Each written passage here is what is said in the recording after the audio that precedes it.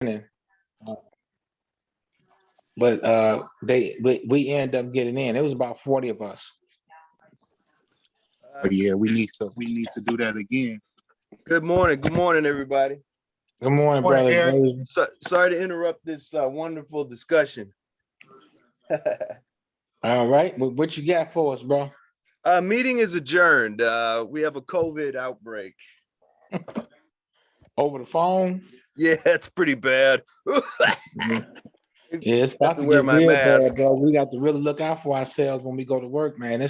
I'm looking at the news, man. They talking about this stuff is doubling like every 2 days.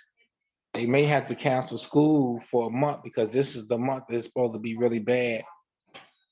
And I went to the grocery store yesterday, man. It wasn't hardly no food up in that bad, fella. Yeah, it's getting really bad. They don't have no workers to process the stuff. And that's going on with the airlines also. All right, well, let's start with a little bit of entertainment. Let's see if it works. I want to get some sound here. Maybe not. I should have tested it. Okay, well, anyways, we made a neat little poem, musical hip-hop thing for everybody. What you got to do, Eric, is you got to change your microphone. You got to change your microphone setting from your microphone to your computer sound so it could project over the meeting. I love that, brother. Let's try it now. Go to your Zoom setting. Go to your Zoom audio settings and change your microphone over. Okay. But all right, we won't be able to hear you. We only be able to hear the music from the YouTube video. All right, let's see. So here we go, microphone. I'm gonna go built in.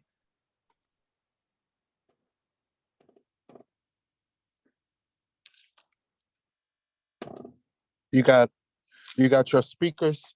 You got built-in speakers, or you got? Yeah, forget it. I wasn't prepared. We'll leave that alone, but we'll get started. Okay, so we got a poll going up. It's real important that y'all take a look at that poll and participate. And we'll have an explanation about that poll. And we want to discuss, well, actually, you know what? Let's just bump that ahead of the agenda because the poll showed up and I think it looks like people see it and people are participating. Brother Cole, you're in the meeting. You had some concerns about what our message is. So please take about 2 minutes, explain to everybody, we are recording, explain to everybody your concern about the word revolution versus the word reform. As everyone knows, this is a revolutionary unionism education and organizing meeting. In some of our posts, we do have the word revolution. We do propose a militant point of view, but this is a concern to some of you. And we had a poll we had another poll this week, and I'm going to switch screens so you can see it, the agenda. And we had another poll, and here it is. Let me just jump to that. And I'm going to now switch screens again. Oh, there it goes. I shouldn't have to switch screens. There it goes. Here's the poll. And Brother Cole said, when speaking of organizing, informing, and garnering participation of membership of 308 and 241 in the Justice Coalition, as our rank and file organization, which word would best describe the aforementioned? So he said reform or revolution. We got 10 votes for reform. We have 5 votes for revolution. Of course, I choose revolution, but this is a democratic organization. We've got to be an example of what union democracy is. So if those who are involved like something or want something to change, we have to change it, or we have to bring about debate in order to change it. Now we're going to make a decision today. Are we going to stop using the word revolution and replace it with reform, or something else. Brother Cole, you go, like I said, take about 2 minutes, and then we got others who want to debate the issue with you. Go ahead. Okay. What brought this up is when we speak about the term revolution, I'm wondering, what are we communicating to the people out there that we're trying to get our message across to? Revolution is such an open-ended term. I don't know if we've effectively, defined what revolution is, and for what we're using it for. That's why I suggested perhaps we use a term like reform, because I think that revolution, we either have to do a better job at defining revolution, what it means, or I think we should use a term and not as open-ended as revolution. Revolution what does it mean? We're not talking about socio-economic revolution. We're not talking about political revolution. We're trying to get people to show up to union meetings.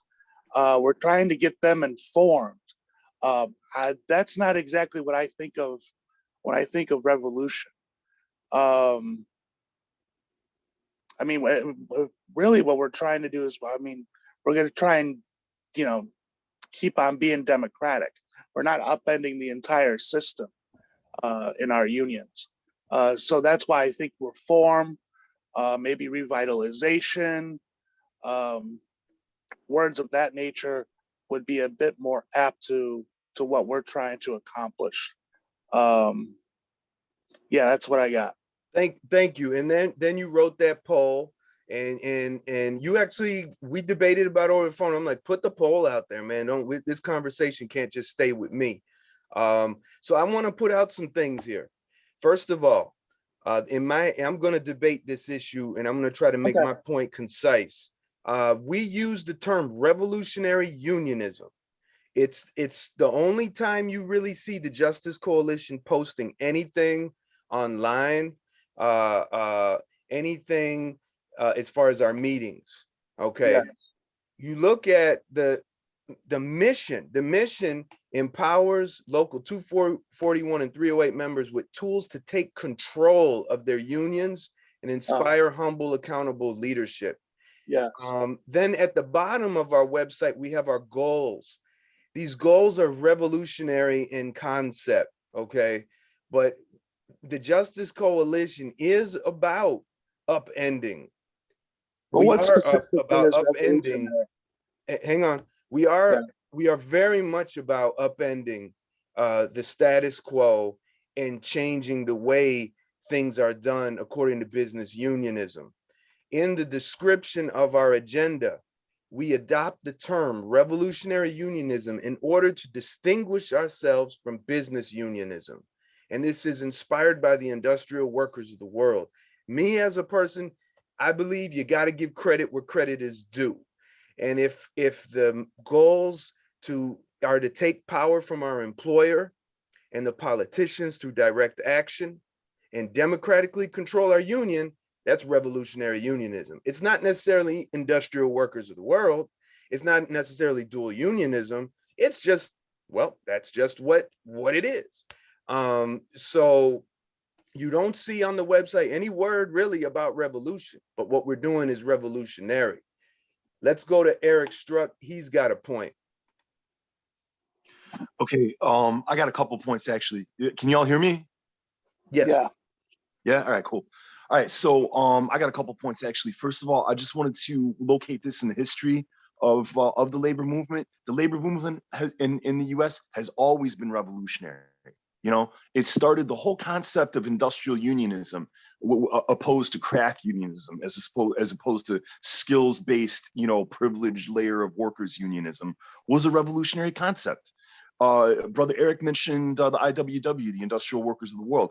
They were the first people in the U.S. to come up with the concept of industrial unionism. Okay, and their political background was a lot of those people were anarchists. you know, and it was the most militant union in the US at the time. You know what I mean? And those were the people who were organizing that were developing, you know, new strategies and tactics to move the labor movement forward. You know what I mean? And they had to use revolutionary means to do so, you know. And then you know, there's these you know, advances like this happen in cycles. You know what I mean? So they did not handle the challenge of opposing World War I very well. So that kind of kneecapped their organization. So what came next was the Communist Party, which was Communist Party USA, which was obviously inspired by the Russian Revolution in 1917. They took a principled anti-war stand. The great thing about the Communist Party's organizing in the 1930s was they had a scientific theory about where the oppression of Black people came from. So they took the lead in organizing against lynching. They in their organizing drives in the struggle to build the Congress of Industrial Organizations, which we are a member of, communists took the lead, and they let revolutionary theory guide them. In the 1950s, there was sort of a changing of the guard in terms of the political orientation of the Communist Party, and they left the revolutionary outlook behind them.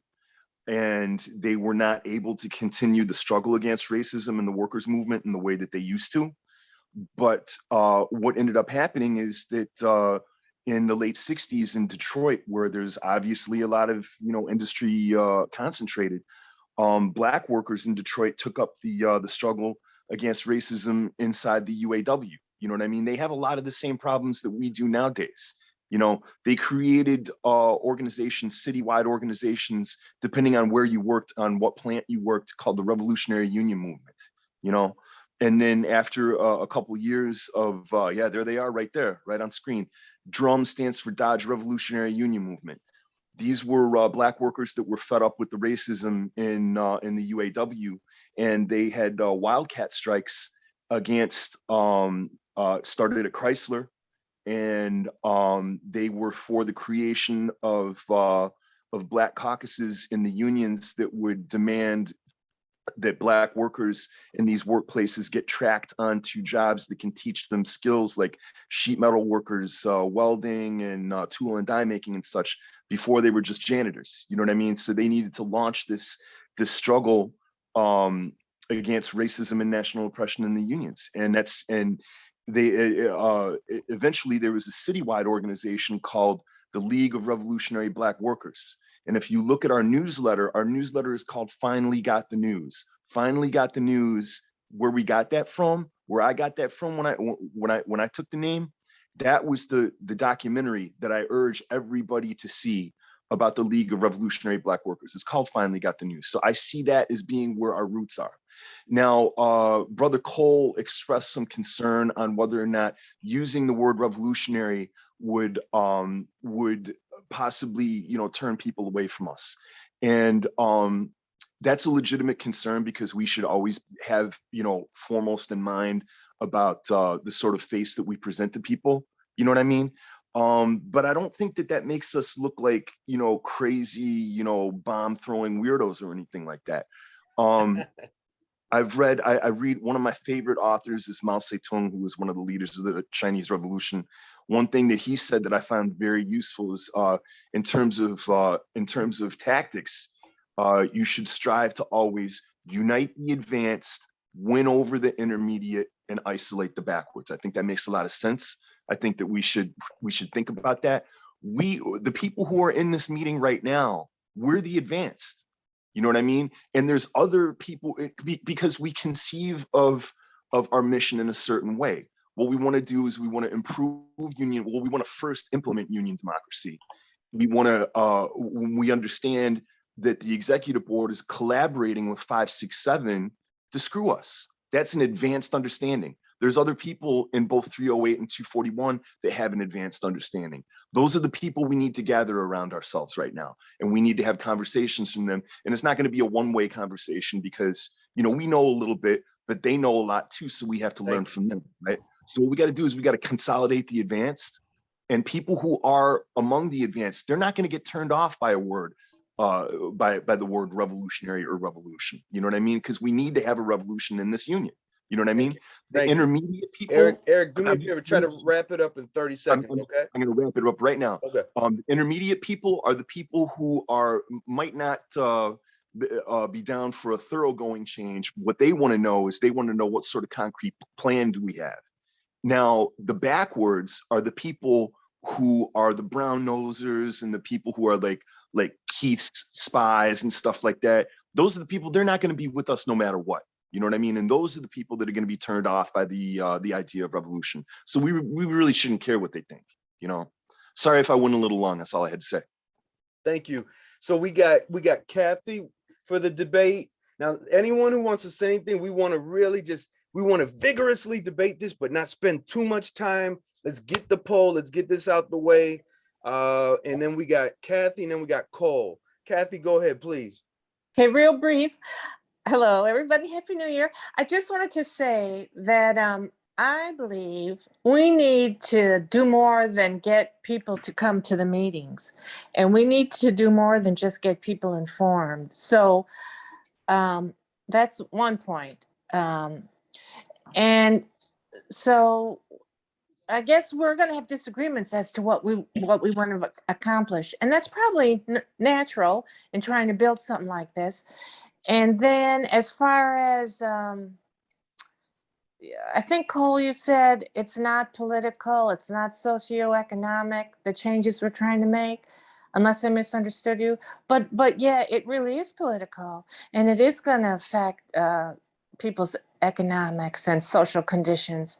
So it's more than reform what we're doing. And the last point is that before I retired, in 2018, I retired. Before I retired, and I was talking about revolution, about taking state power, not about union revolution, but about taking state power. And as the years went by, more people were saying, yeah, you might be right. We probably do need a revolution. And I think a lot of young people probably think we need a revolution. So it's not a bad word.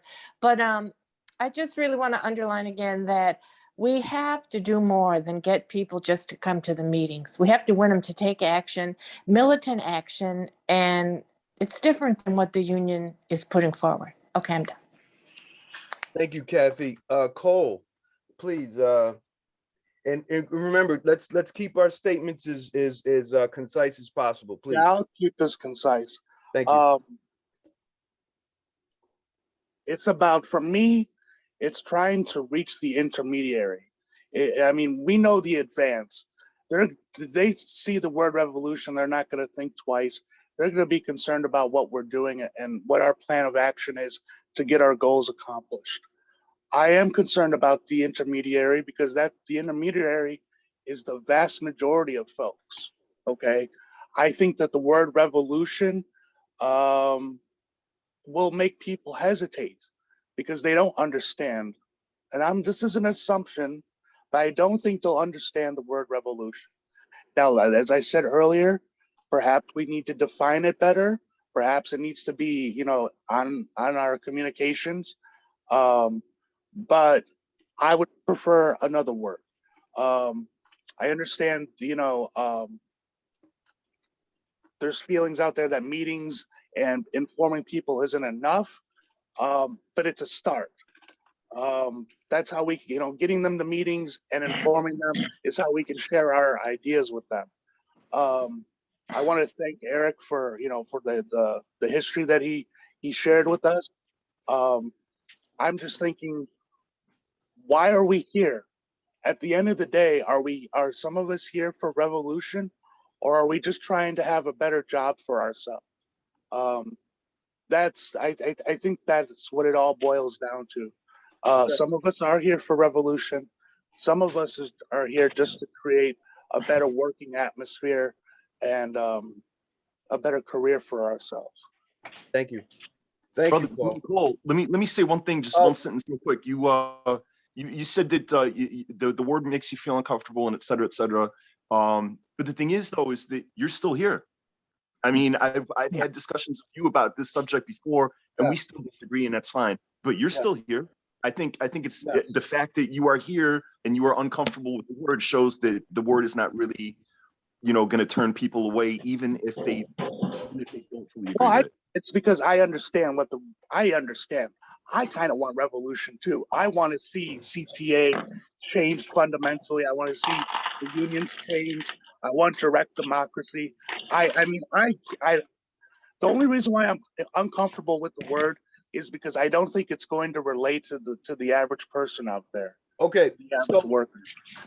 thank you, Cole and Eric. So just so anyone, we have a poll going on right now. It's very important that you vote because we are going to stop using the word in our communications, in our posts. We're going to take it out of the meetings, all that kind of thing. And, this is a serious concern. Everybody who's in our coalition is equal. People want to say I'm the leader and all this stuff. I'm not. I'm nothing. I'm just a guy who throws rocks through windows and says, oh, wow, that was cool. So we're all equal. So if Cole is concerned about something, we got to put it out there. If Eric's concerned, Andre's concerned, we got to put it out there. So we're going to put this out there. We're going to debate this, get this over with. But this poll is critical. If you have an opinion on this matter, you have to vote yes or no, please. Andre Thompson, go ahead, brother. Well, I agree with Eric Struck 100%. As far as with the meetings, what Kathy said, I believe that people need to attend the meetings because we have to teach them. The meetings is the first step to everything else. As far as what Cole said about, I just want to improve my job. Well, this is what it's about, brother. I don't believe in being soft. This is decades of brainwashing, decades of conditioning, and we have to undo it. So we can't be soft about it, in my opinion. At the end of the day, the truth hurts. And we just need to tell the people the truth. I don't believe in being soft on the truth, man. It's just the way it is. And I believe we need to keep the word revolution because this is what this is. And this is what we have to do. And this is what's going to save our job, brother, to the end of the day, because it's a lot of stuff. See, the membership are real short-sighted on what's going on with the CTA. I went down to State Street, did an extra run or something. I go down there, the whole terminal is changed. They got some kind of electronic thing that's gonna go down on the bus. And the CTA is 10 years ahead of us. Everybody is thinking about a contract and maintaining the status quo that we have. And a company is about to take some of that, I believe. And that's why they so slow on giving it to us because of the Justice Coalition and the outcries of what we've been doing. People gonna really read this contract. They're gonna understand what they lost as they gain a little money that's already theirs. And if they don't understand it, that's what the revolutionary is for. We're going to be there to tell these people, this is what you're going to lose. And, what do you need to do? This is a fight, man. This ain't no soft stuff. And at the end of the day, don't nobody care about your job.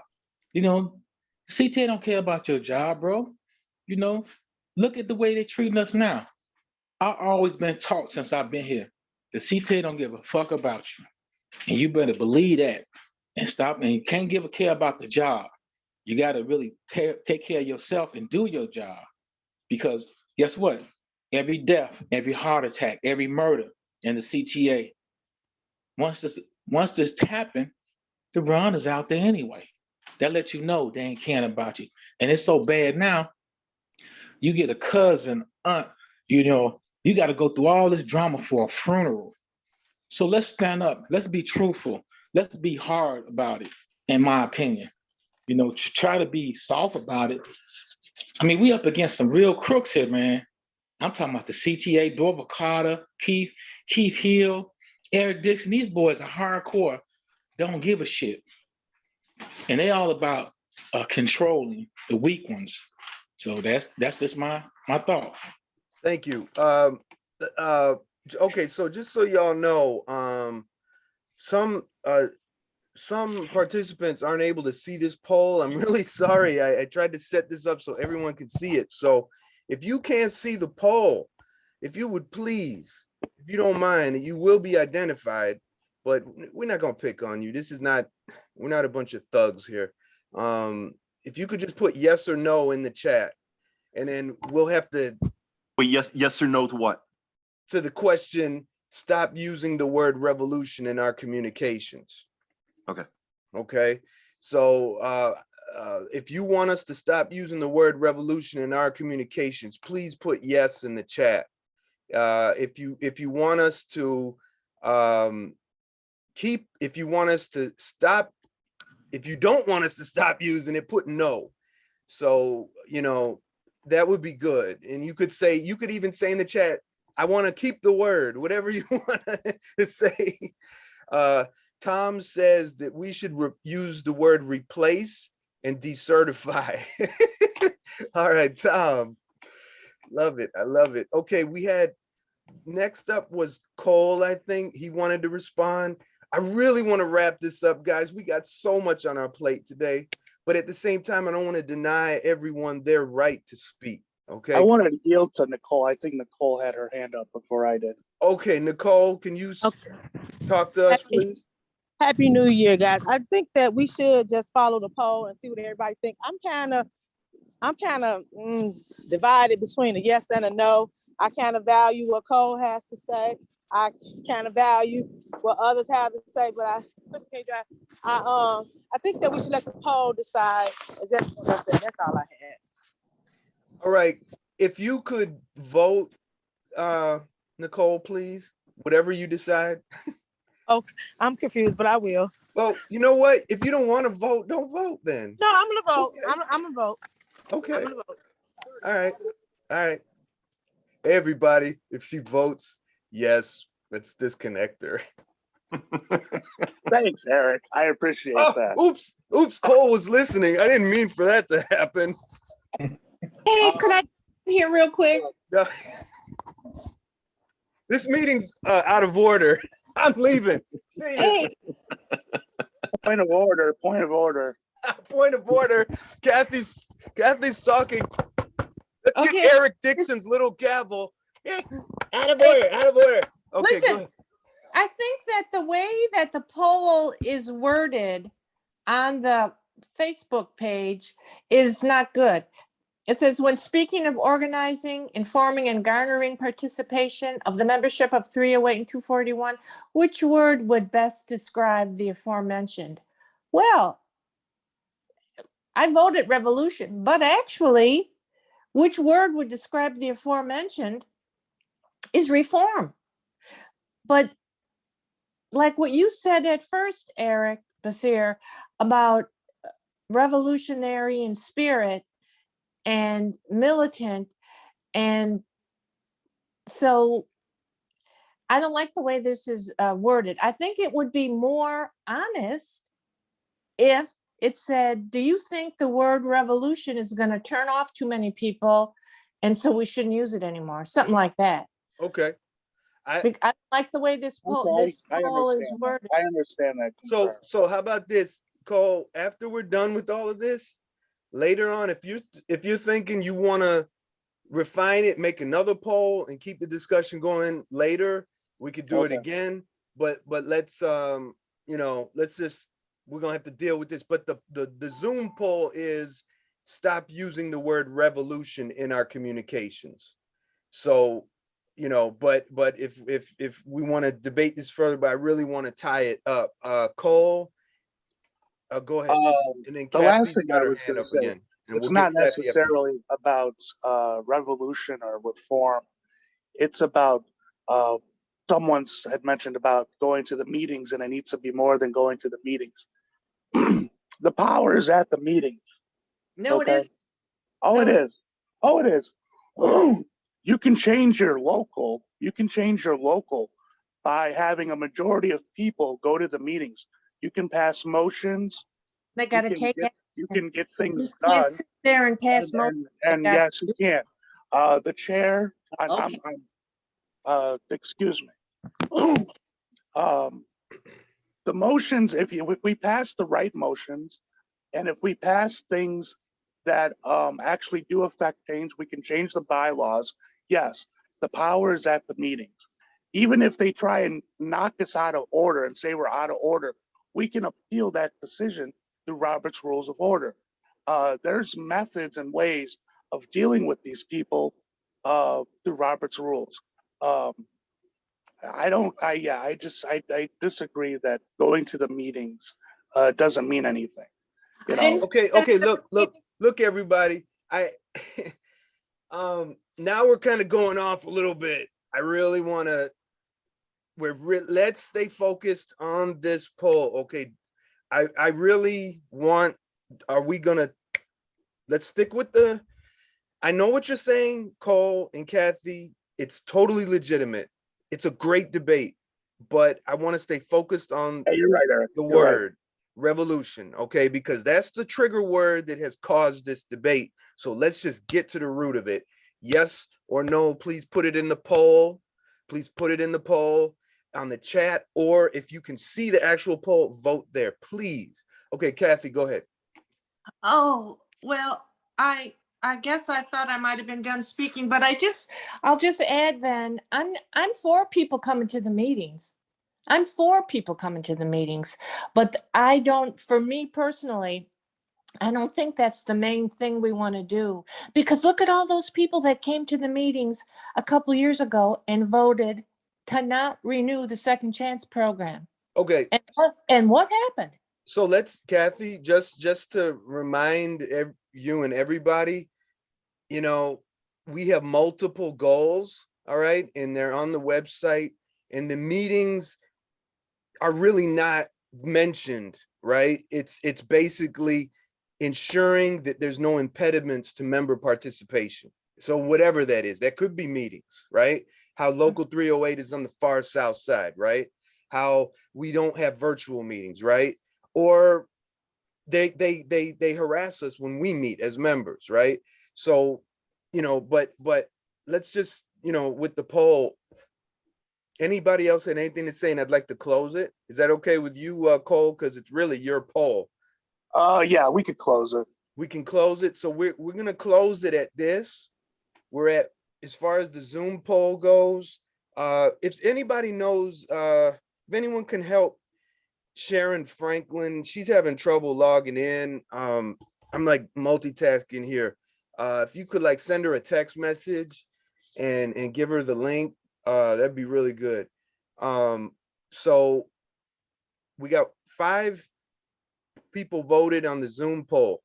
We're gonna end it now. We have 1 yes to stop using the word, and we got 4 no to keep using the word.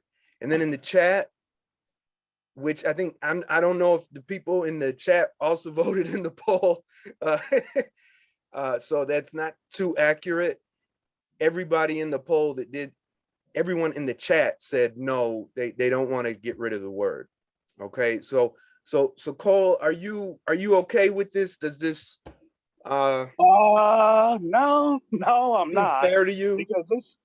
Because this does seem like it did get there's not one uniform poll, and Right. obviously it doesn't reflect what was already out there on the Facebook page. So it's So let's look at the Facebook page, and the Facebook page is 10 votes for the word reform and 5 votes for the word revolution. yes. So let's have I think we have Janice. Jan? Hi, Eric. Hi, hey, Eric. I got Willette with me, and she wanted to say something. And I haven't voted yet, but I plan on voting. But if I get out right now, I might lose you. And I got Willette, so I don't want to get out and vote. But Willette, go ahead and say what you got to say. Yeah. Happy New Year, everyone. And just as Cole was saying, I kind of agree. I do agree with him. And I cannot get on because my phone is messed up. That's why I'm on my phone, and I'm going through Janice. So the thing is, I would vote to not use revolutionary. Okay. All right. So Put that down, because I cannot do it now. okay. All right. So this is not really working out in that it's fair, because we have voice, we have chat, we have this, and then we got about the group. I think if we could, Eric, next week, let's just do the vote. No debate. Let's just have the vote. The poll will be set up, Right. and then we could just call it over. Can you? All right. So you want it to be on the Justice Coalition group again? Ideally, I think that, I mean, I don't know. We have people that don't show up to the meetings, but they see the page and vice versa. So that's the issue, right? There's probably people that voted in the poll that aren't here in the meeting. Well, this poll that you wrote doesn't say we should get rid of the word. The That's poll right. in Zoom does, okay? That's So right. you have what What I should do is I should use the wording in the poll from today and make it explicit, and then that way I think we could feel that it's fair. I hope. let's let Eric say something, and then let's move on, please. Okay, I got a proposal. How about if we if we're concerned, if the concern is that we're the use of the word revolution or revolutionary is turning people away, why don't we ask the people that the newer people that we've been getting, if that was a factor in them deciding to work with us? You know what I mean? I like that, Eric. I do like that. I'm all for more information. Yes. Awesome. So why don't we table this for now? Because I mean, Cole, you've been involved with this for a long time, so I don't think you have any problem with the work that the group is actually doing. Neither do I. So we can continue doing that work. And why don't we let's make it like a habit whenever we're talking to people that like new people that we're bringing in, be like, hey, it is using the word revolution or revolutionary in our the face we present to the public. Is that off-putting to you? And just put it like that, and then we can gather some information. And if we need to change things, we'll change things. If we don't, we can keep it the way it is. How about that? Well, I am interested in putting the poll back up there this week to see. I'm also for what you just said about asking them. But maybe we could have the poll suggest, is the word revolution off-putting to you? Okay. You know, something along those lines. That sounds good. I am all for more information. We need to understand why people are coming to us, you know? Yeah, that's a good idea. So regarding why people are coming to us, one thing is we also have a registration form to join the Justice Coalition. And in it says, what would you like to do to help? So that's another thing that we're trying to do to quantify all of this. Okay, so Cole is going to do another poll. It's going to be more specific, because this one that he wrote was a little ambiguous. And so he's going to make another one. He's going to put it out there. And Eric Struck, and, maybe Cole, maybe you could communicate with Eric Struck, or Eric could communicate with you out after the meeting. It's up to you guys, whatever. Please, let's just end this poll, and we'll try again we'll try again on the Facebook group, or whatever you decide, Cole. Okay. And then we'll stick with that, because we want no ambiguity, right? Yes, thank you. Okay. All right. So we have our history lesson. So in August 31st, 2020, it was known as the Battle of Blair Mountain. On this day, it was not 2020, that was the when I got it, 1921. On that day, the Battle of Blair Mountain raged in Logan County, West Virginia. The members of the United Mine Workers of America were attempting to organize the mine fields in the southern part of the state. The effort to bring workers into the Union was met with violent resistance. The miners armed themselves and marched south. As many as 10,000 joined the march. They met armed company men at Blair Mountain. In the battle that ensued, 1 million rounds were fired. The mine owners even hired private planes to drop bombs on the Union miners. The U.S. Army intervened, and the battle ended. Despite not being successful in their march, the bloody battle brought national attention to the violence in the coal fields. But that was not the last for Blair Mountain. In 2011, there was a proposal to bring mountaintop removal mining to Blair Mountain. This type of mining blasts off large chunks of a mountain's surface to get at the coal seams below. Protesters stood against the proposal. They argued it would be environmentally devastating to the area. They also argued it would blast away one of the most important sites of labor history in the nation. Some coal miners took exception to the protest. In a CNN documentary on the conflict, one miner said, "Mountaintop removal is what built this house, sends that little girl to school, provides insurance for my wife." But another miner joined in the protest against removal. He told CNN that the miners had been, quote, brainwashed to think, "Oh, I can have a job. I can't have a job unless it's mountaintop removal jobs." In 2014, the state prohibited surface mining at Blair Mountain for now. What y'all think of that? Any comments? Unmute yourself. And see, this is the thing, you know, what I was reading about some of these strikes and these violent strikes is that you lose a lot, but it's all about resistance. You have to resist. If you don't resist, you just get bowled over and you become weaker. And we have to be able to understand we're going to take losses. We're going to take losses. You in a fight, you're going to get hit. You might get cut, but you go down fighting. And that's what these people did. And a lot of times their own union leadership sold them out. They sold them out. The AFL is one of the biggest ones. Samuel Gompers, piece of crap. Anyways, any comments on that? And then we'll move to the organizing lesson. All right, so let's continue. We're talking about, we started with get specific and organizing our coworkers with the tasks, So when the relationships are tight, everyone feels safer and it's easier to take risks. When you have self-respect, it means you won't put up with bullying or exploitation. When you respect your coworkers, it means you value their experience and know they have something important to add to the plan for solving problems at work. You can't just declare respect.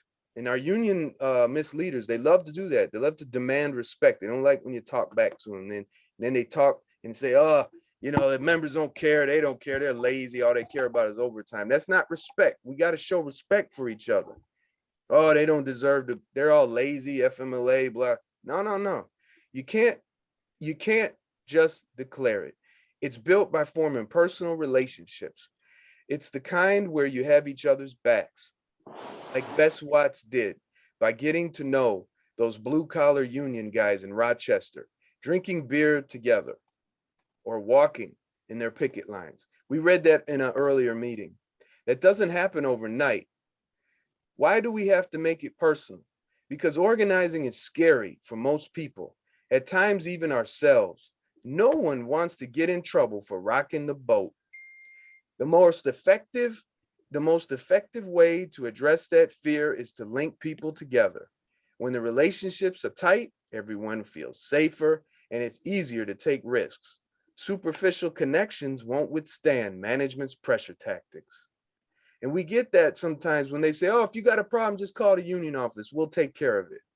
You know, that doesn't build the bonds that we need to help each other at work and build the relationships that are needed to organize. Kay Eisenhower was a founding mother of the Service Employees Local in Alameda County, California. She recalls, "One of my favorite examples from the hospital was when the clerks got together to create a break space out of the deserted nurses' station. We cleaned out the refuse, brought plants and kitchen stuff from home. We carved out our own little space. It was a space where connections were reinforced every day, and more important, because the clerks had made it themselves."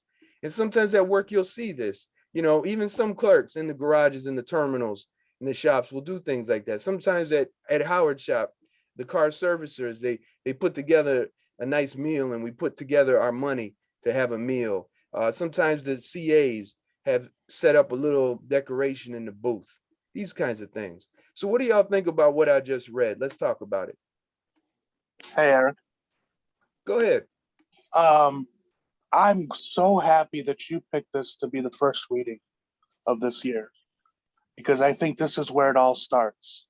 It's building relationships with people, friendships. I think this is what's going to get us to where we want to go. The more relationships we have, we can build upon their connections, and we can get farther along. I just think that this is a terrific reading. This when something else that we also need to focus on is we shouldn't forget the people that are supporting Keith Hill and Dixon. At some point, we need to try and get them to come along too. They shouldn't be forgotten about. We shouldn't just accept that they're supporters of them and they'll never change their minds. So maybe a little farther down the line, but for right now, we just need to keep on building relationships and start focusing on people we don't ordinarily talk to. I think that's extremely important. I think that's how we build our base. Thank you, Cole. Anybody else had a comment about what Cole was saying on this, or what you got from this article, this lesson? I agree with what Cole said and with the article. Cool. So has anyone personally experienced something like this at work, whether it's at the CTA or you work somewhere else at another job? Okay. So let's move on to the next item in the agenda. That is in the agenda, which you can get at the Justice Coalition website, right? You go to virtual meetings and you just click on it. There's some important links for you to know. We have a website, a YouTube channel, Twitter, Facebook, and we have promoting the workers' contract is very important. This is a worker created contract. It's an alternative collective bargaining agreement that we can use to demand when we vote no on what local 241 and 308 officers give us. One thing you should know is that we have in it is what's called sick leave during a pandemic. We just made a change to it because a lot of members are experiencing problems with quarantine. What's happening is people aren't quarantining because frankly, they're not getting paid for it. So why would you quarantine and you're gonna be out money, right? I mean, you gotta pay the bills. So we added that to Article 15.3 under sick leave during a pandemic. And while the employee is under quarantine, these things here. So anybody who is to receive pandemic sick leave, which is 100% of your pay. Here we have right here that you have symptoms or you were exposed to a coworker, and that's what's happening is people are being exposed. There's a contact tracing. You just know that that person was sick now, and then you were working with them. So that's important to have in there. And you can participate in this project. We have a spreadsheet and we're still just about done. I'm just about done editing it, catching up on the backlog of coworkers submissions. Okay, we got union meetings coming up this Tuesday, local 241. Next at 10 a.m. is the charter meeting. We are encouraging people to show up. We're also encouraging local 308 members to show up. And you have a right to visit any local in the meetings. They're pulling all kinds of crap. Keith Hill doesn't want 308 members. The officers don't want it, but the members do. So the members always vote to let 308 members sit in the meeting, but the officers outnumber the members. So what we're asking is that when we go to each other's, we need to go to each other's union meeting. We need to go to each other's meetings. 308 goes to 241, 241 goes to 308, because what they're doing is they are collaborating with our employer and the politicians to pit us against each other and hide certain things and not tell us certain things. But that way, if we go to each other's membership meetings, we will learn, we will know more, we'll be able to share more, and we will be able to unite, because they don't want us to unite. And they say 1A to you, but they'll call cops on you. That's crazy. 1A to you and we'll call cops on you. We also have what's called Robert's Rules of Order Simplified on the agenda. Check it out. That will help you navigate in the meeting. We have a candidate forum. We need people to run for office. right now, 241 members. We need to have a justice coalition slate of, sorry to use the word, but militant and revolutionary minded members, okay, that believe in union democracy. We need you to fill out that form so that we can make a slate. Sister Nicole, go ahead. I'm here. Go ahead. I just have a question. Can anybody clarify or to let me know if in the meeting, does the executive board, is it a bylaw or a rule that the executive board cannot vote in the members meeting? Because I know at the last meeting, the only people who vote for the agenda is the officers and retirees. Is that right? Retirees and executive board members not supposed to vote in the members meeting. Is that correct? Cole? As far as I looked, at least concerning executive board members, it's not against the bylaws for them to vote in our meetings, as far as I know.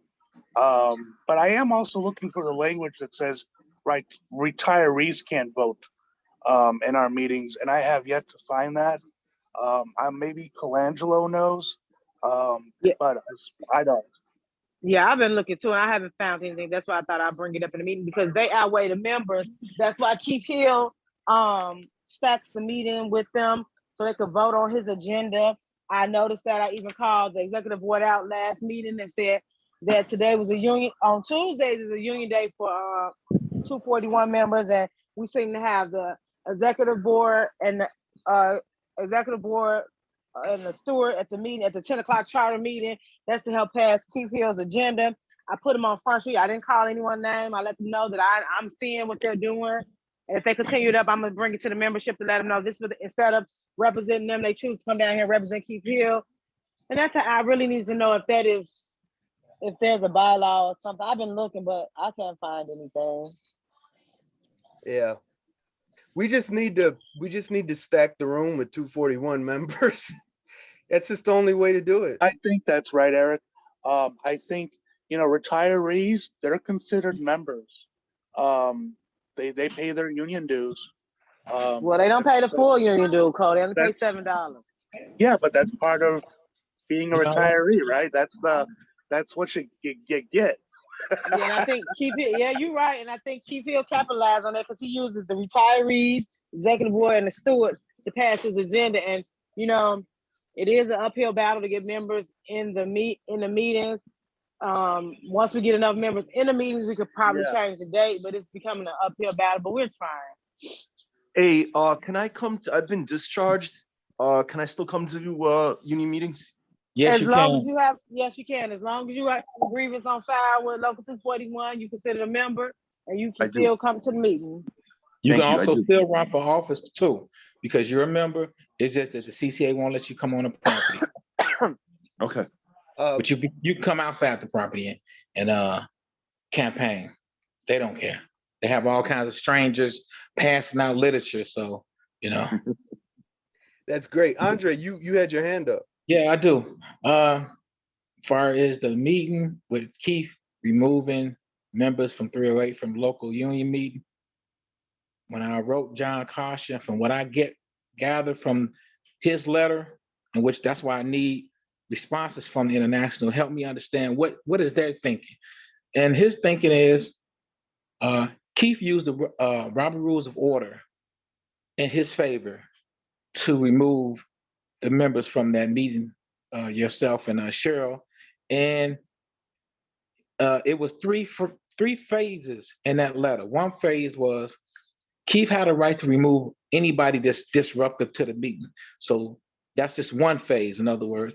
Then the other phase was Keith, by him being the chair, he have a right to go to the membership for a vote to remove members, anybody that's not in that local from the meeting.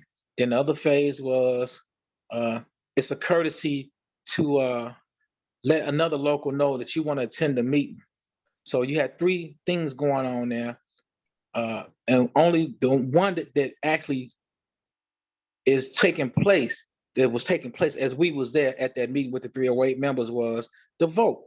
And he used the Robert Rule of Order to use that against his own union members, which is 308, to not have them attend the meeting. Then he turns around and have a rally and have them attend the rally. So we can capitalize on this with these people.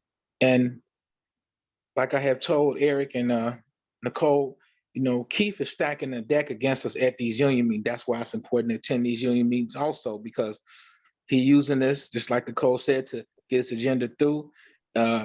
We only had 2 people in there during that vote, and they had 15. So if we don't get our numbers up, he can continue to use that against the visiting meetings. But at the same time, I don't think the visiting people should give up, because each month that this happened, this happened 2 months, we need to broadcast this each time it happens.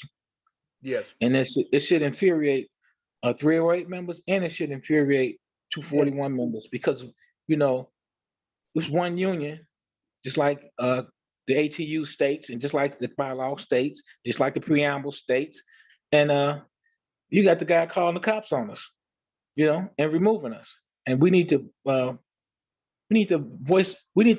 put this out to the membership that this is happening to us. And this is the kind of stuff that's keeping us divided. This is coming from people we elect. Yes, yes. Thank you, Andre, as always. And we got some more comments here. We got Tom, I think, was next. Coangelo. Make sure you unmute yourself. I'm going to ask to unmute. He might have stepped away for a minute. Hey, Tom. All right. Tom, we'll get you. Hello? Oh, there you are. Okay, go ahead, Tom. Yeah, as far as the meeting Tuesday, I was told by the executive board at my garage that in order to get in, you're gonna have to have a vaccination card. So if you're gonna go down there, you gotta bring it now, otherwise they're gonna call the police on you. That's wonderful, wonderful. And as far as the retirees, it states, I forget where, they are only allowed to vote in the general election. They have no voice because the union does not represent them anymore. That's why those retirees won that lawsuit against the CTA for that healthcare trust. Wow. The Thank you, Tom. retirees are not allowed to vote in no meetings. And where is that written, Tom? It might be in the Constitution. It states that they are only allowed to vote in the general election for the top officers only. Okay. So if anyone who wants to look to try to get us this, who can vote in the 241 meetings, go to chicagotransitworker.com, know your rights. And we have bylaws for local 241. And we have at the lower, we have the Constitution, the ATU Constitution. So anyone take a look and let us know. Make sure you put yourself on mute if you're not talking. And Nicole, go ahead. Okay, here I am. Yeah, I just want to elaborate on Keith Hill. And first of all, if he's going to ask for vaccination card at the door, if he don't post it on the 241 union head before the meeting, he can't do it. And if he does even try to do it, I promise everybody on this call, I'm gonna be the first one to go to the media and expose him and bring attention to him and the international. I know we hate using the media, but in this instance, I think it would be a good use of the media just so they can see what's going on and see how corrupt these people are. And I give all the goods. I will the media take up your calls on that? That's the thing. Yeah, I believe they will. I have a whole lot to say. Can anybody hear me? I can hear you, Eric. Okay, I'm having a problem. My computer screen froze for me, and I'm unable to control things on the computer. But as long as you can hear me, we can keep going. Okay. So I can hear you, Eric. Okay. So it looked like we had Eric struck. I just got a brief question. When are people showing up to the meeting on Tuesday to demonstrate outside? Eric, can you say that again? I said, when are people showing up to the 241 meeting on Tuesday to demonstrate outside? What time? Well, Cheryl may do that. I think she's gonna come, and if Keith refuses her, she'd be outside doing her little podcast. Sister Catherine said that she was going to be out there too. Or is there going to be people turning up to demonstrate or no? Well, the members that can get in gonna go inside, and then we come outside after, whenever it's over. But if any members that can go out, get in, like Kathy and Cheryl and even yourself, but he's not supposed to be able to refuse you. You're a member, you got a grievance on file. Absolutely. And if he do that, that's something that we need to take up with the labor board and international. I'm actually not trying to get in because if these numbers are correct, man, probably about 30% of the people in that meeting got it, and I'm not trying to expose myself. So. And that's how I feel as well. That's why I'm not trying to get in. I got you. Understood. Okay, looks like my video is sort of working again. Maybe not. You can hear me? Can y'all hear me? Yes. Yeah, we can hear you. Okay. So my background is loading. Okay. Oh, geez. Thank you for everyone for your comments. All right, so 9:30 a.m. If you want to go, 308, 9:30 a.m. Some of us are planning on being at 16th in South Michigan. So make sure you dress warm. Couple little things. There's a brother I talked about the softball team, but he's not on the call. So nothing to talk about. We got I gotta jump. We left these out, so I want to get these done. IWW Chicago is having an organizing class. Some of the organizers here have signed up for it, and it's pretty intense, so you can't really miss anything. So if you're working Fridays and Sundays, you can't be in, but if you're working in the evenings, you can't. I work in the evening, so unfortunately I can't. So, but if you want to be in it, 224-935-3075, and we'll text you the information. Bowling party, we made a poll for that, right? And I want to get to that poll. And hey, Cole, yes. How is that? The last I checked, it's looking like the 29th. Yeah. Will be the day. Okay. It should have went out this week. I remember it being scheduled and then voting in it. So many posts. Happy New Year.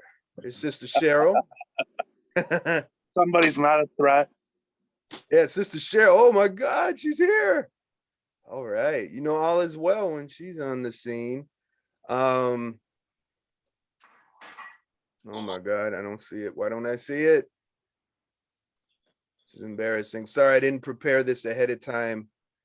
Point of personal privilege. Here we go. 29th. Should we close the poll? I'm comfortable with closing it. I'm comfortable. 29th is cool. Okay, go ahead. Andre, you wanted to say something? Yeah, I just want to know, what do you guys think about this guy who posted the YouTube video of him making a statement about his last day? I thought that was pretty powerful for him to put that video out. Did anybody get a chance to see it? I mean, you just scrolled past it. Yeah. And it made me just thought about it. I thought that was impressive for him. And he got a impeccable record. Yeah. For the, and he gonna lose his job, supposed to be. Yeah, let's get to that real quick. But I just want to tie this up with Cole and Jan and anyone else on the bowling outing. Okay, so we're gonna do the 29th. We're gonna schedule it for the 29th, right? Okay. Yeah.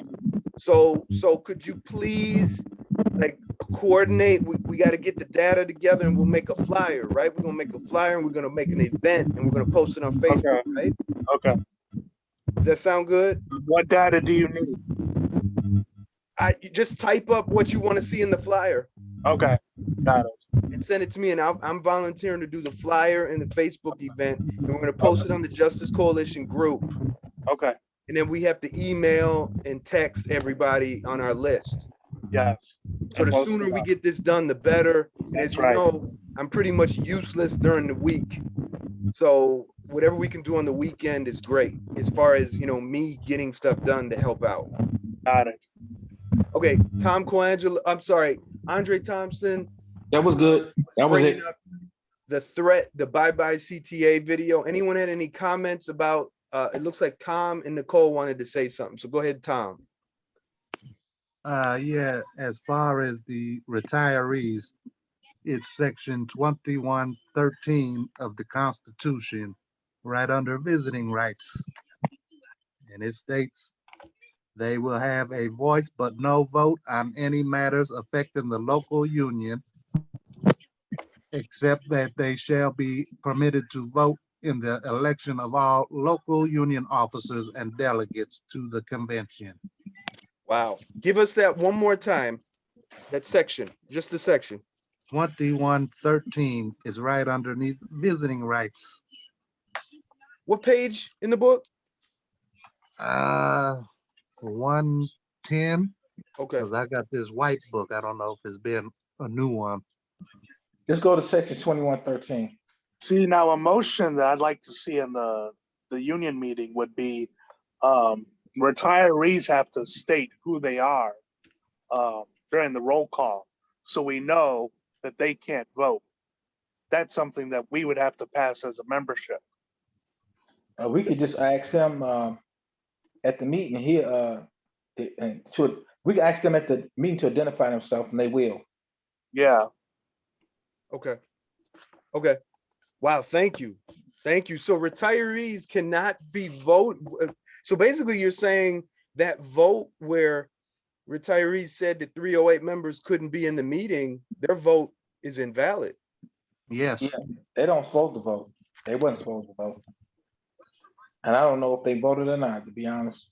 Okay. And another thing, they need to do it by a secret ballot, so that way it's not a hand vote. And they could mark it off with the dues checkoff list. Yeah. Yeah. Yeah. I wonder about that dues checkoff list. You know, it's just like for us in 308, they just have us fill out a little piece of paper, like on a clipboard. And I'm like, they're not checking this. They don't know who we are. Okay. Anyone else had something they wanted to say regarding this? I had something to say, Eric. Go ahead. Yeah, I had what I had to say about the young man video that he put on YouTube. I thought it was fascinating, but what really struck me is I don't separate business. I do separate business from friendship, and the union has a lot of nerve to ask for vaccination cards or anything when we know that there's officers, and I don't care to name names. Tano is not vaccinated, and so for Keith Hill to even think about asking for vaccination card, that strikes me as is he crazy? You don't ask the officer for vaccination cards, and we have members who have lost their job because they didn't want to get vaccinated, but you allow an officer to keep getting paid and not resign. That's a big issue. So these things that Keith Hill do will just backfire on him because it's smart people like us, they notice these things. So he can do all this he wants, and I'm gonna put it all out there. I have no filter when I expose them. I don't care about who they are or whatever, because if it was me, they would do me the same way. So yep. The young brother, he was very passionate. He had a good record, and it was his last day. And it's other people who lost their jobs, and the people who are supposed to be fighting for our jobs, they're not vaccinated. So I think it's very unfair for Tano to still have his job. Wow. So if he don't want to ask for vaccination cards, bring it on. Wow. Hey, you guys, listen, I got a dip right now. I'll talk to you soon though. Thanks, Eric. All right, Eric, see you later. Yeah, and I just wanted to say the sad thing about all of this is that our union leadership made a decision to not consult with the members and let the members make the decision on what to do about this mandate. You know, and they gave it to the arbitrator, which they knew was going to side with whoever, you know what I mean? It's just tragic. One thing that concerned me though is that he talked about how healthy he is and how he's never got COVID, but you know, I'm pretty healthy. I consider myself very healthy. I'm very careful what I eat. I work out. I don't drink. I don't smoke. Don't use drugs. You know, I'm like, I still got it. So it was horrible. I don't want it again.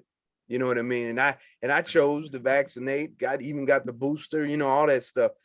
You know, it's you know. That part I just kind of disagree. I kind of took like, oh man, come on, man. I'm healthy too. Go ahead, Tom.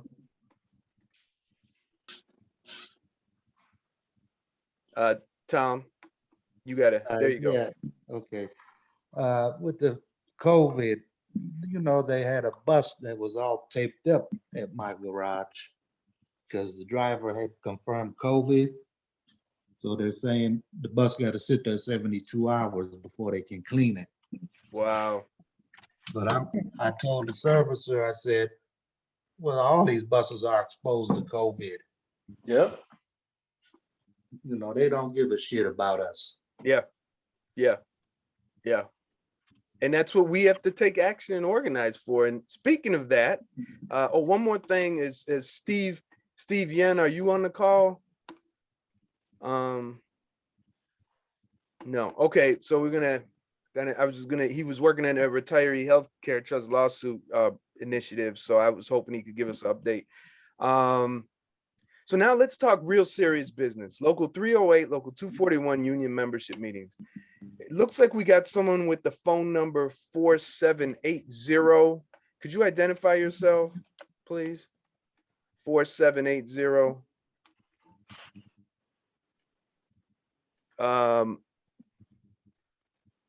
4780.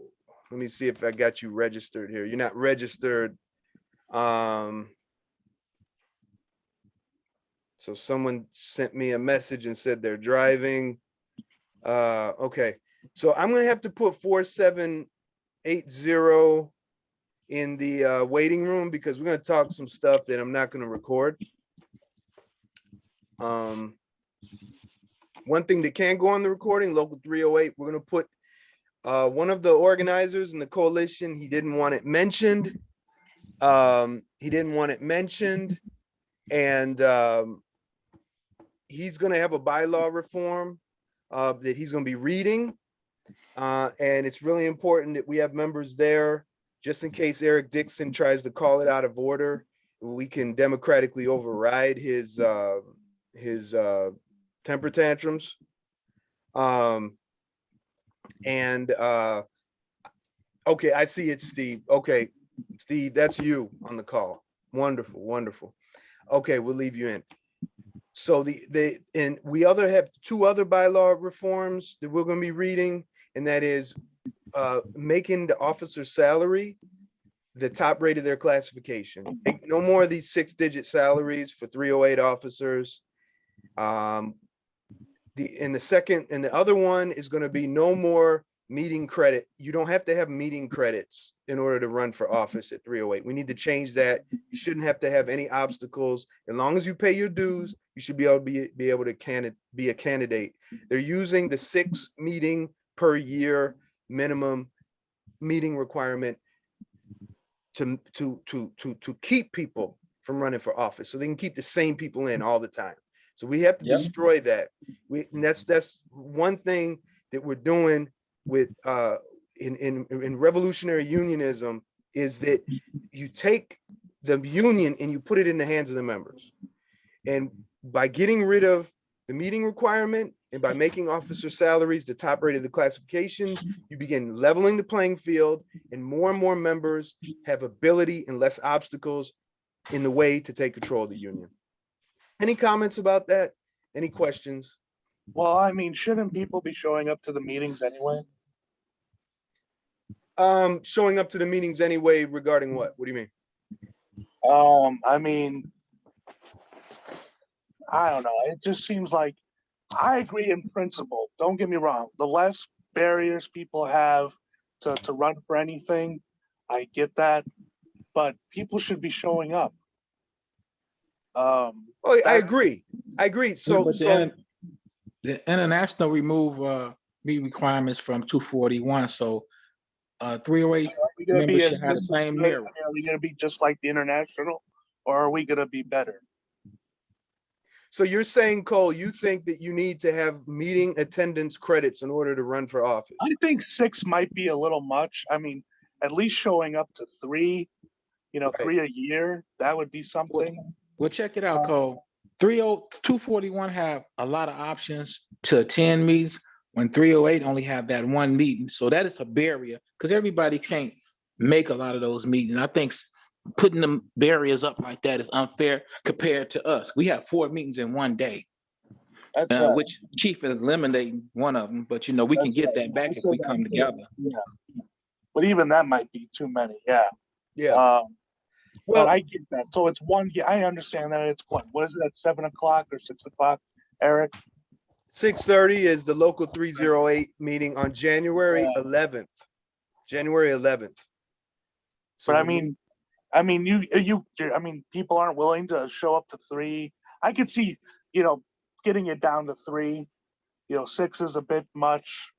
But, well, it's not about will. Still be some sort of standard. It's not about will.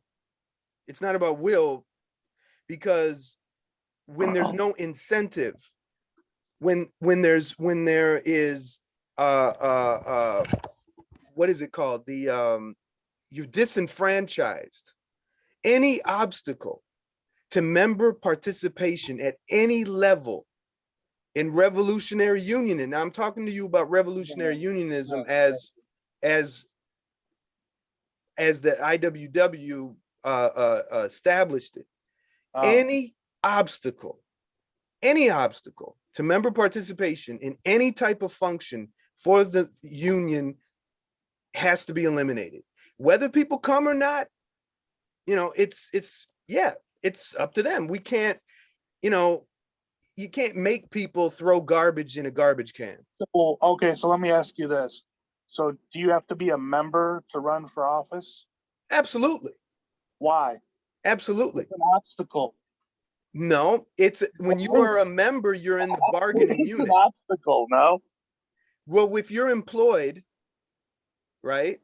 Percentage of your payment pays for the organization that you're in. But what if you're a person who works at CTA, who's on the rail side, who decides to leave, who no longer pays membership dues?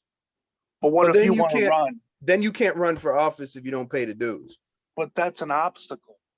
I mean, why are you not paying? Then I'll ask you this: why did you stop paying dues? Why aren't you showing up to meetings, to 3 meetings a year? I'll tell you why. Because those meetings, listen, I tried to get people to go to meetings for years before Eric was hired, before Facebook. Well, maybe right around the same time as Facebook. I tried to get people to go to meetings for years, to overtake the sellouts and their friends who go to the meetings. That's why they got their friends coming to the meetings so they can get the votes that they want. But listen, even when we got people to go to the meetings and voted and got the vote, okay, now I'm going to swear, the motherfuckers disregarded the vote. The international disregarded our vote. So I think people are cynical about the union. That's why they don't go to the meetings. But yes, people should go to the meetings. It's a place where we can organize against the sellouts, against the sellout ideas, expose the sellouts, expose going along with the program. Kathy, I want to be cautious here because I respect what you did. You got people to show up to the meetings. But once they started to do these corrupt tactics to get your vote thrown out, how did the membership hold the international or hold 308 to account? Because that was the only final course of action. They did nothing. That's Nothing. right. That's the problem, is the Well- membership didn't hold 308 to account. Well, Or 241, same thing happened in That's right. 241. Yes, I agree. so we disagree. We disagree. You say you should always have some meeting requirements, and at 241, you know, maybe that's something that you can initiate there. Yeah. I don't believe in it. I'm a purist, and the dues are the dues, you know. But you don't want to pay, you don't run. That's there. But if someone else says, "Hey, if I don't pay dues, but I'm in the bargaining unit, I should be able to run for office," well, then you make a bylaw reform, just like we're doing here through the Justice Coalition, right? So, you know, and we can put that out there. Yeah, we just disagree. Let's let Nicole talk. Go ahead, Nicole. Well, I wanted to say that I disagree. I don't believe there should be a meeting requirement because we have to get the people to trust the people to come back to the meetings. The meetings have been so out of order in the past that we have to get the trust. We're not going to get good, genuine people in there until we can get the trust back up. And if you require them to have a meeting, it's going to be just like them not coming to the meetings anymore. They're not going to come. I think it's a good idea. The Costa says you don't have to have a meeting. And then with everything going on in the world today, the crooks, Steve he'll say you have to have your meetings, but there haven't been any meetings because of the pandemic. Excuse me, because of the pandemic. So they'll try to turn it against us.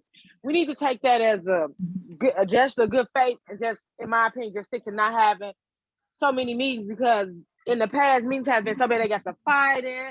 You know, I was one person that was discouraged about going to meetings because of everything that they do there. They disrespect you and this and that. We got to change that. And if you put a requirement out there, it'll never change. That's just my opinion, though. Right. I agree. And Kathy posted something in the chat that I thought was really cool. She said, in my opinion, people who organize against the CTA or defend their coworkers or help people write grievances, etc., deserve the votes of the members before the members who go to the union meetings. And this is why we have to reform the steward portion of our bylaws, so that members can elect stewards directly from their shops, from their terminals, from their garages. And that's it. The members are the authority. The meeting credits to hell. You want to be an officer, that's different.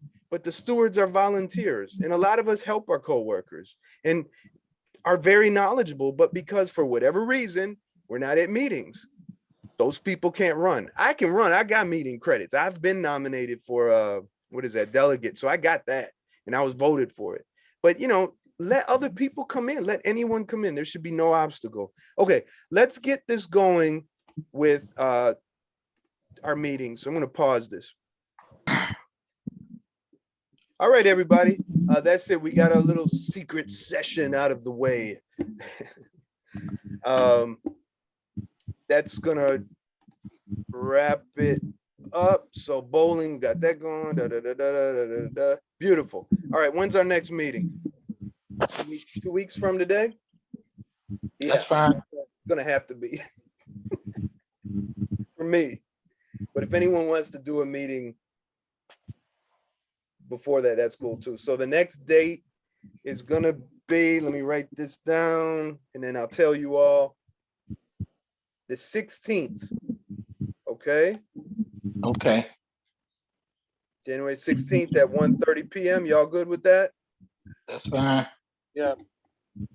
Beautiful. All right. Any other comments? I know, Brother Robert, you had some cool ideas.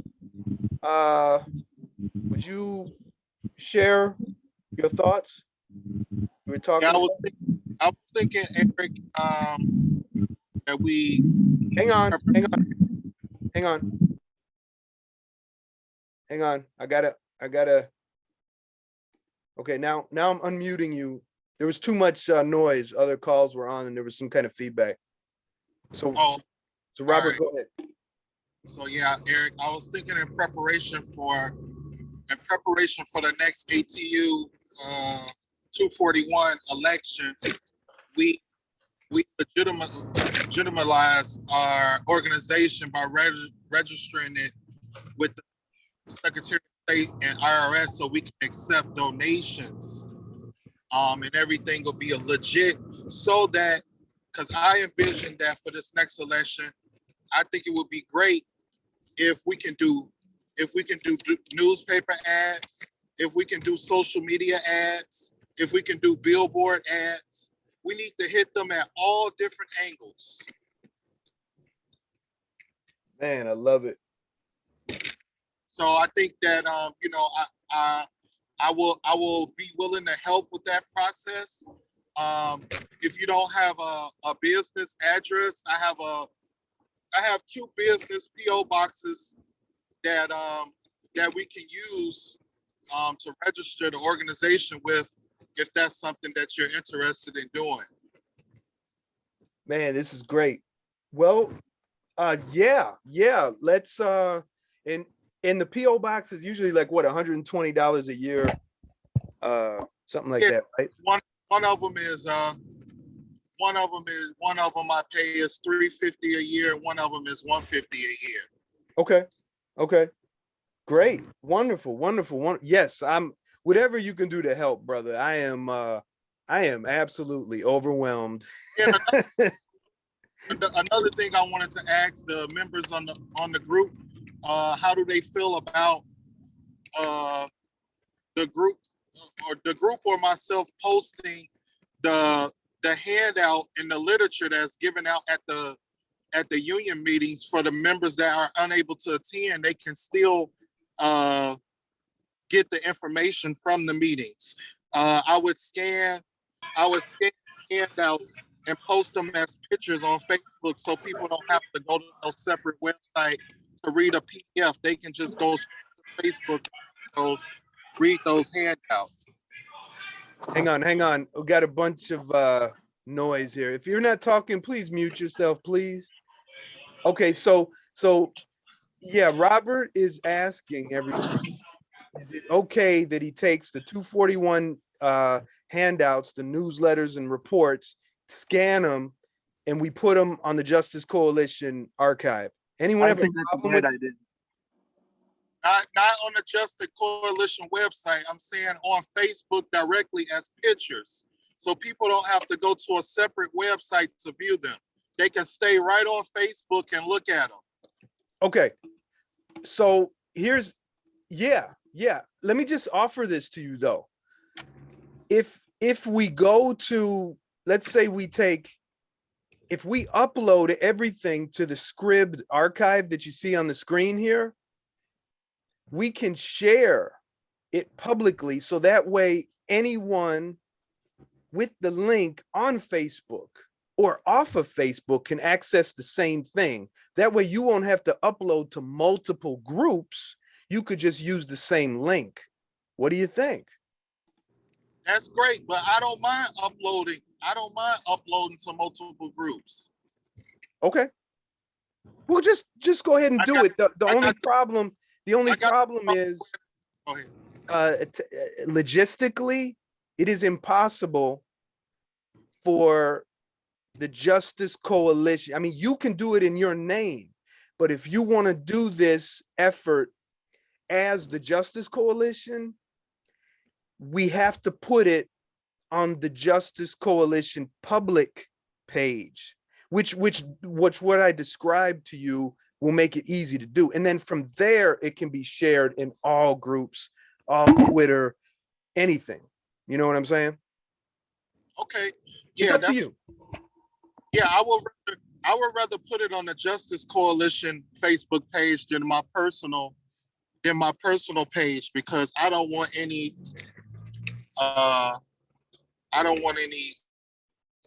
retaliation or anything or any mess started. Right. So I see your hand up, Tom. So if you might recall, you had sent other things, and that's what I did. And I made that link and put that for you to share. And then that way no one, because there's a lot of us in the Justice Coalition that post stuff. Well, not a lot, but there's a few of us that post stuff, but it's all under the Justice Coalition. No one knows who the person is, you know.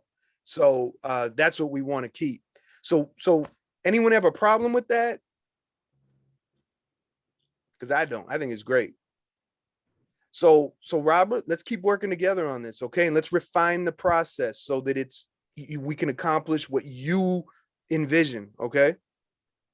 Okay, so what does everybody think about legitimate registering the organization with the Secretary of State, IRS, so we can accept donations? I think it's a good idea, Robert. Great idea, Robert. Love it. Me too. Love it. Does everyone agree that we should be doing advertisements for the next 241 election? Oh, I love it. Yeah, I love it. I'm just concerned about the cost. Yeah. It does Absolutely. sound expensive to do billboards and things like that, but if we can afford it, yeah. Well, I think right now they'll give us a break because of COVID. A lot of advertising prices are drastically reduced. If you go down some of these streets that have billboards, you see people got billboards talking about their cousin, happy birthday to their dead cousin and they dead. You see a lot of that right now. So that tells me that, how if they're putting up a billboard about their dead cousin or dead uncle. What I'd say, Robert. Wait. We got to let Tom talk, though. Tom had his hand up.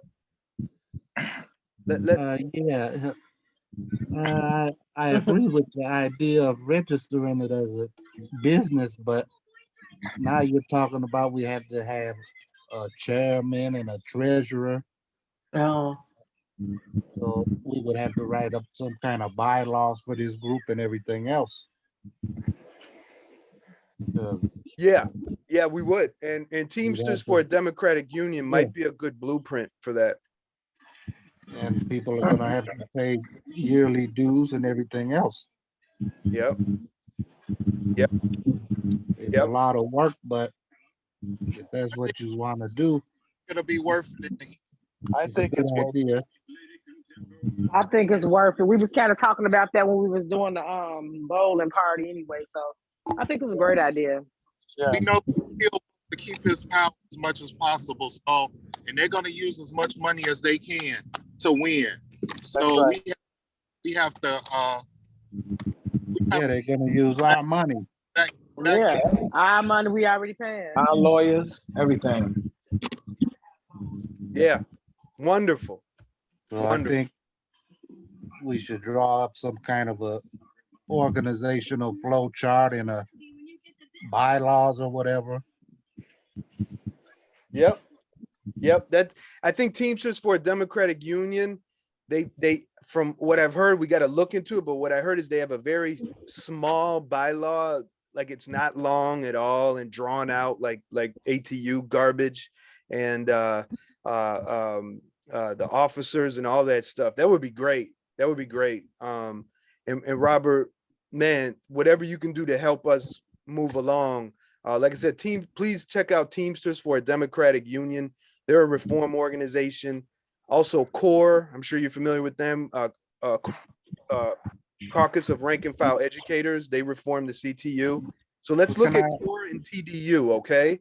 And let's add one thing though. Go ahead. Do you think they're going to try to bring us up on dual unionism? Ooh, that's a good. Yeah. No. That's not. They won't win. They won't win. They're going to say we're creating a union within the union. Yeah. Yeah, they won't win though.